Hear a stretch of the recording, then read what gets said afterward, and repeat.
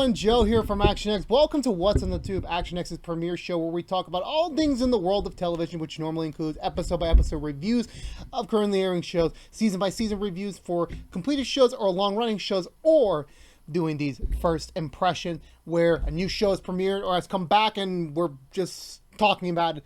This week, today, we're doing Titans Season 3, and oh man, how do you... I've already done the first two season reviews, just season review, not episode by episode breakdowns of them. But this season so far, oh my god, it is so far outpacing the last two, already off the mark. And I was a little bit hesitant on HBO Max doing this whole 3-episode premiere. It worked. Like, it worked. This felt like a mini movie or like just the start of the whole story, and just like, this is nearly perfect. I'm like, oh my god, like I didn't expect that from Titans. Like the trailers itself didn't really sell me on it. I was like, okay, this is going to probably be another okay season of Titans, you know, maybe a little bit more money with the whole HBO Max move. But I'm like, dude, like this season, oh my god, already off the bat, like banger after banger. And I'm like, oh man, I was really impressed. As always with first impressions, I will be spoiling it. I will be talking about it a little bit more in depth than normal. I will not be doing a butcher recap on this. I'll be talking about mostly the major important things that happen. But this is mainly to sell you on potentially doing a whole episode by episode breakdown for Titans. That's the whole breakdown of it. That's the whole spiel of it. But hopefully we get to do more, hopefully, but we'll see how things go from there. Anyway, let's go talk about it more in depth as we begin with this. So, the main thing that sold me was the beginning. Like, I was a bit hesitant with the whole we're gonna adapt elements from Death in the Family, where that kind of made sense. Like, that was my only iffy part with the episodes, is that they start that off with that. Like, obviously, it's been some time since season 2's ending to now, so we're assuming that a lot has happened with Jason since then, hopefully the rest of season 3 will fill in that time slot. But when we begin this season and just having him immediately go after the Joker, as much as I like the starter and it makes sense to why we immediately have to put Jason Todd in the Red Hood situation, I completely get that. It's just, it was a bit of a cop-out that they used this iconic moment from the comics just to kickstart their season, where I would have liked it if we had spent an entire episode just with Jason and Bruce. Now, of course, obviously the show's called Titans, so we had to bring in the other Titans in eventually, but it was kind of a little bit too rushy. That's my only critique for the episode, really is. And the fact that obviously we didn't get to see the Joker, we still don't see Batman, because we are allowed to use the aura or reference of the character, the spirit of the character, but we're not allowed to use the main character, because those are definitely, like, Batman, Joker, Wonder Woman are definitely now just safe for the big pictures. Like, we'll probably never get to see them on a TV screen, whether that is here on the DC Universe, HBO Max side of things, or even on the CW, it's Arrowverse. We will probably never get those characters because they're just so locked behind the movie wall that we'll never get them.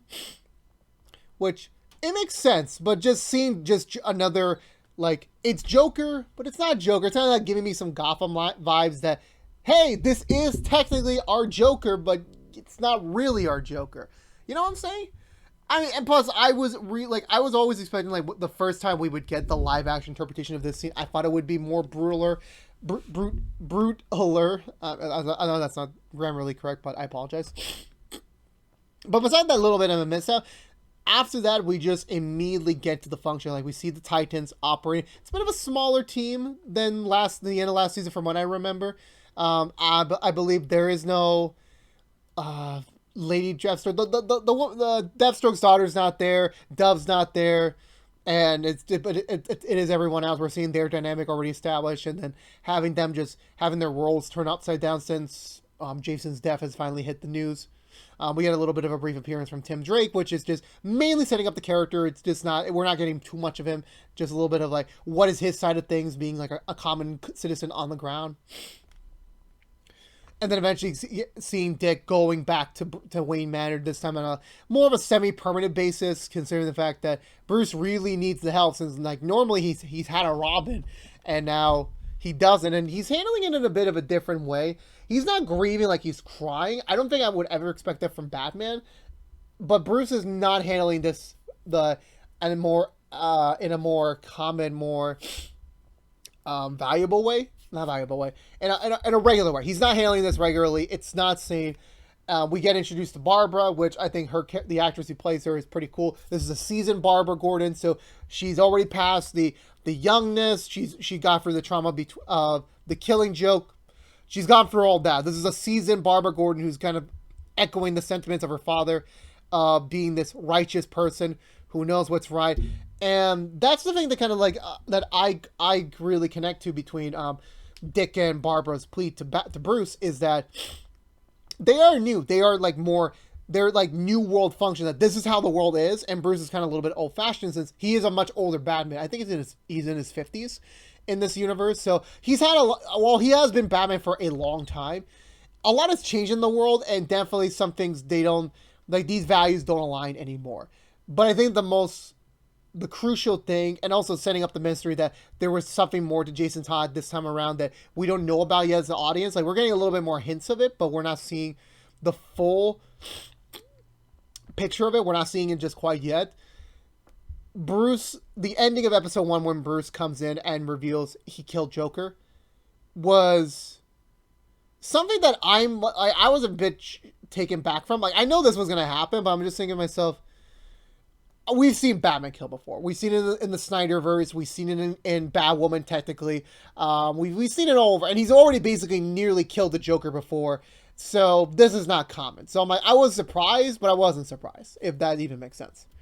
So then going into episode 2, when we see Bruce is gone.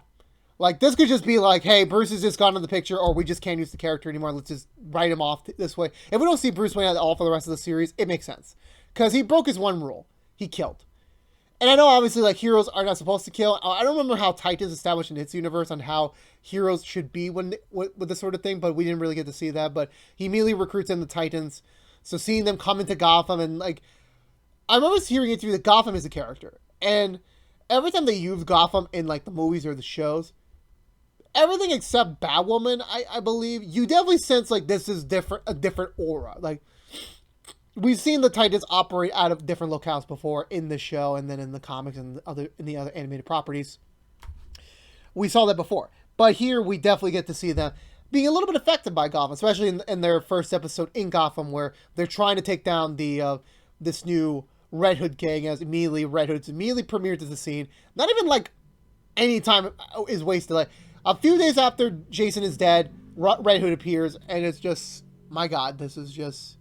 All right, but I initially thought going into, like, they were not going to handle Red Hood fine. Like, they just wanted to use Red Hood because he's a cool character. It would be a big lore for comic book fans. Like, oh, Red Hood's in the show. He's basically one of the main villains. So I thought they were going to use that, but oh my God, when we saw the first moment with him, we see him with all the mafia heads, with all, like, the big crime families, and he basically, like, says, I killed all your right-hand men.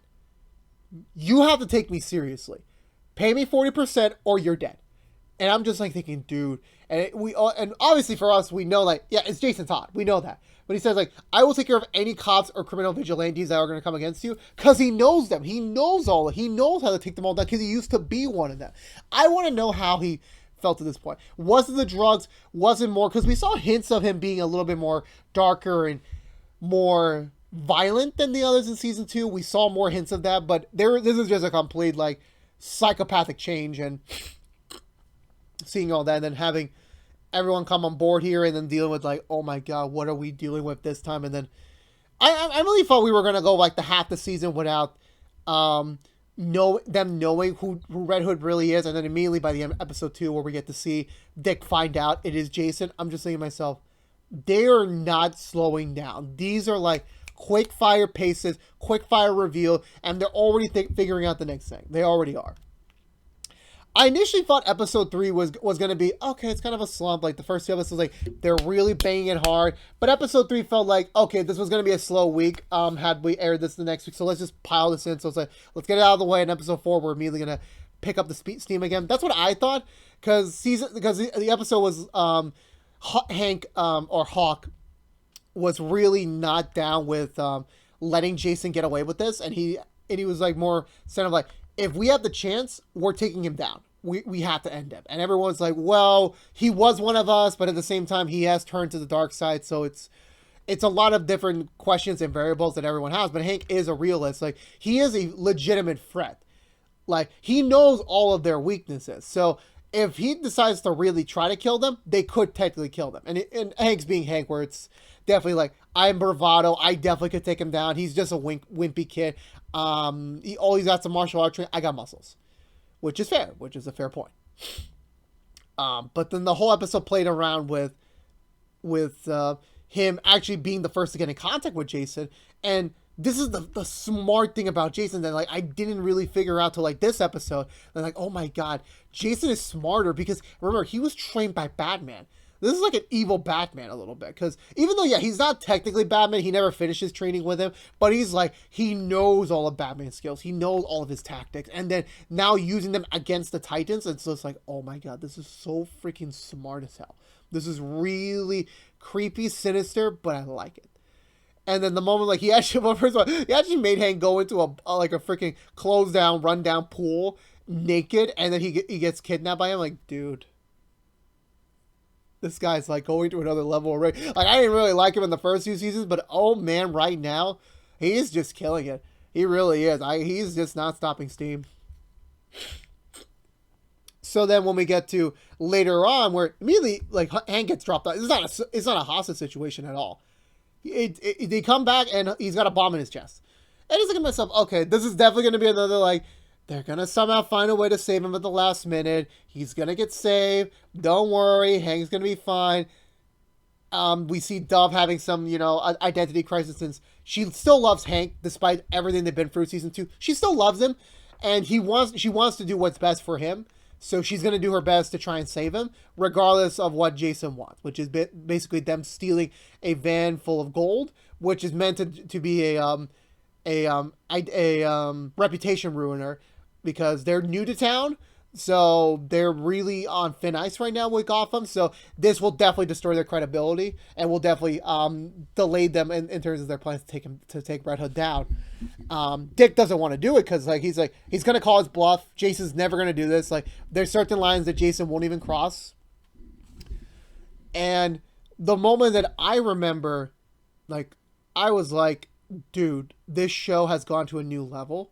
Was the ending of episode 3 where Dove did it. She took the gold. Jason was giving her another ultimatum thinking, you either need to kill me or I pull the trigger and I kill Hank. And we get that scene with her and Dick fighting because like Dick does like, no, it's a trap, don't do it at all. Dove somehow gets the upper hand. She lets her inhibitions get the best of her. She pushes the trigger, but the fucked up part was Jason switched the fucking triggers. He put the trigger for the bomb in the gun. I really was like, okay, Superboy better come in and save the day. And Hank dies. And I'm just thinking to myself, this is serious. Like, I really went into this season with low expectations. And this 3 episodes, like, pumped through it. I'm like, you just killed off. Like, okay, Hank's not, Hank's important. Like, he was one of the OG Titans in this universe. But I'm like, my god, and technically Dove's gonna have that PTSD, like she was the one who pulled the trigger and she listened to Dick, and I'm just thinking to myself, oh my god, they just set up so much ramification. And they also put Jason in this, but it's like he is a villain, he is a legit threat to them. If he killed Hank, he can kill any of them somehow. I'm just like, dude, how? Like, and the thing I love about this is they don't overstuff us about with all the storylines, because we know Donna's coming back. We know Raven's gonna come back. We know Tim Drake's gonna have a bigger role in this. We know we have so much more stuff to do in this season but we hadn't gotten to them yet, and I love that they're pacing this so well. Because the problem with the first season is like they really overstuffed every episode.